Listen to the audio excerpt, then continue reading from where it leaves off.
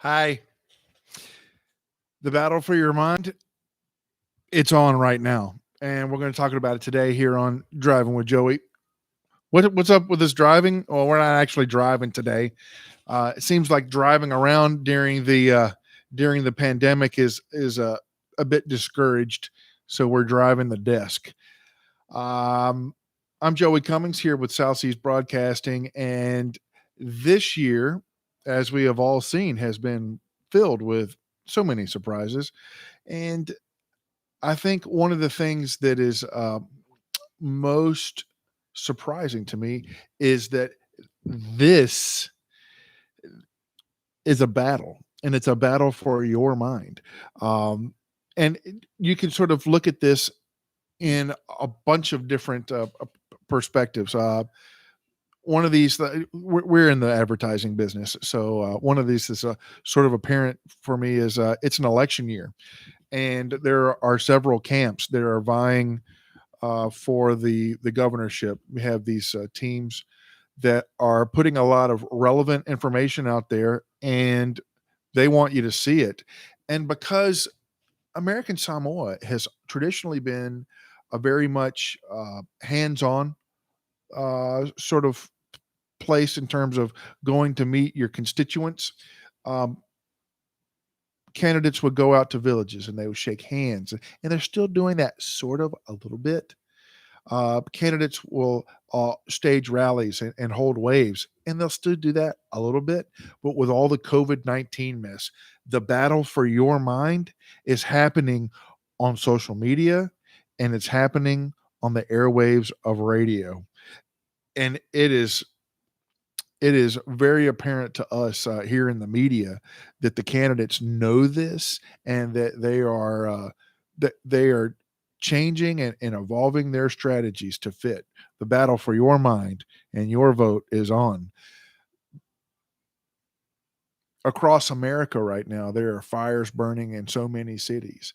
The Black Lives Matter movement is huge.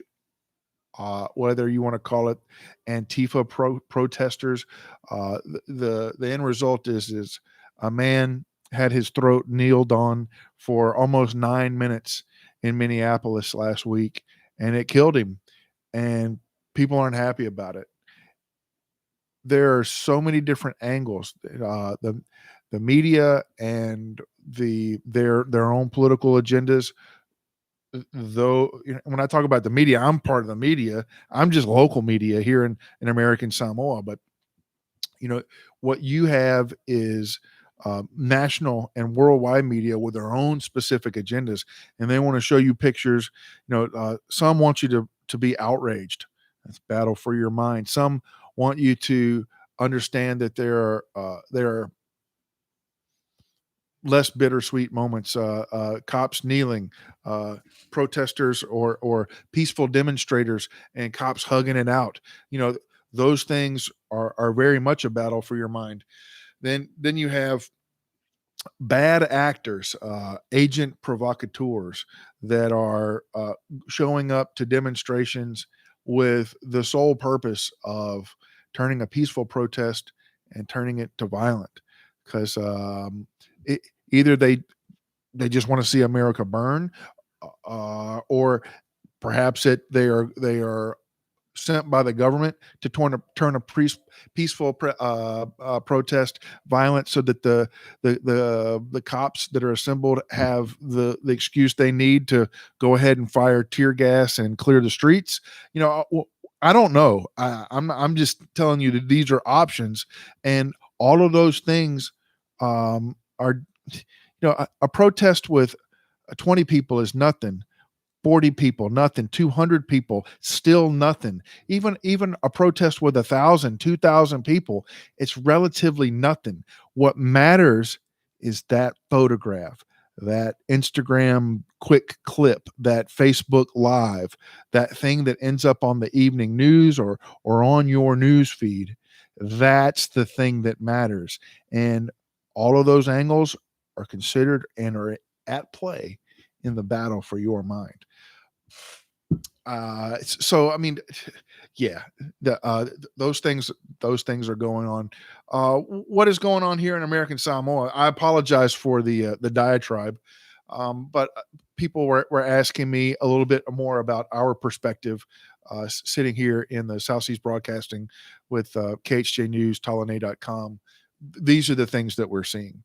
Um, the governor announced his fifth amended declaration of emergency on Monday. It's Wednesday now. There are already a lot of people that are settling into a new rhythm.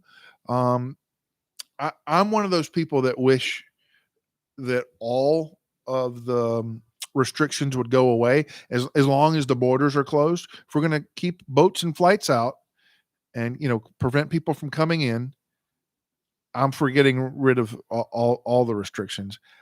The governor didn't see it that way, and that's fine. Um, I'm sure he has more information than I do. I know a lot of people feel this way, the way I do, but that's not what it is. But we did get some concession. We now have the ability to open our stores from 5 a.m. to 9 p.m. each night. That's better. That's better. That's going to help a lot with people that want to go shopping, people that need to get to work earlier, or to open their stores a little earlier to help people that need to get places earlier. This is an island that truly never sleeps. The thing that still bothers me though is the capacity caps on taxis and buses. They're only supposed to operate at half capacity. I don't even know what that means for a taxi. I mean, if a taxi can hold, you know, six, does that mean that three can ride? Or, you know, uh, uh, uh, uh, whose capacity? Whose idea of capacity? And yeah. And then bus drivers, man, you just those operators, you got to feel sorry for them. They can't make a profit at half capacity. They got to fill that bus up, or else charge twice as much. And even that's limited. The pricing is set by law.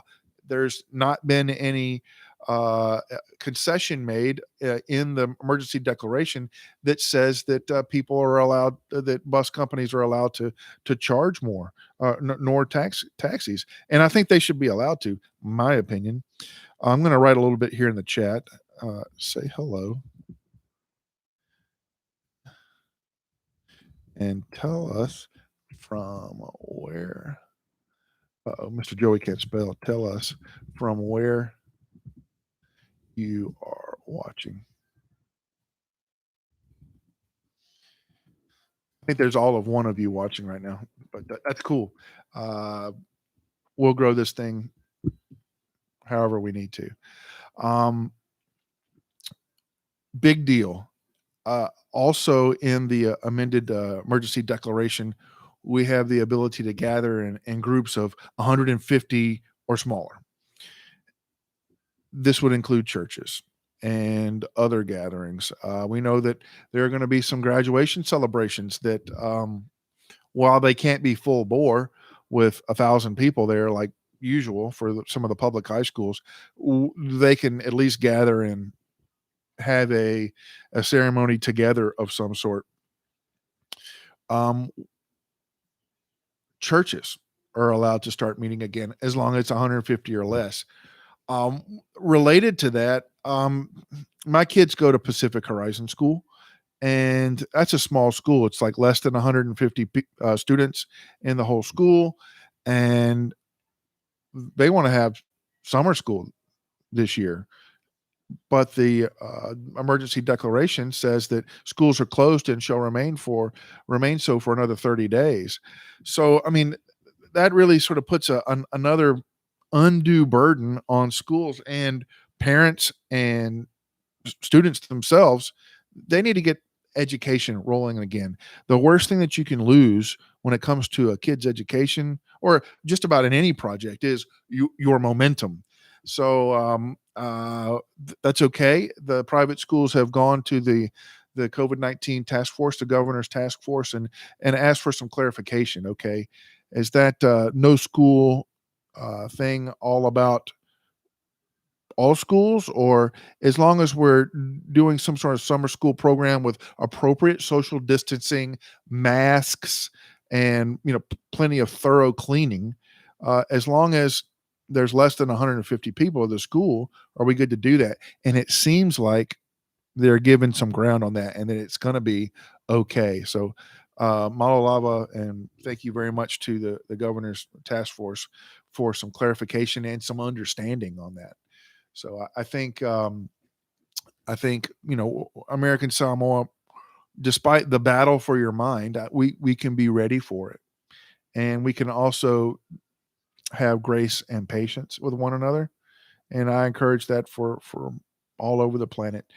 If you want to see more details on all of these stories and the things I'm talking about, you can check out talane.com, and it's got lots of details. Monica Miller does a bang up job gathering the news, and we try to type it up as fast as we can without typos and misspellings.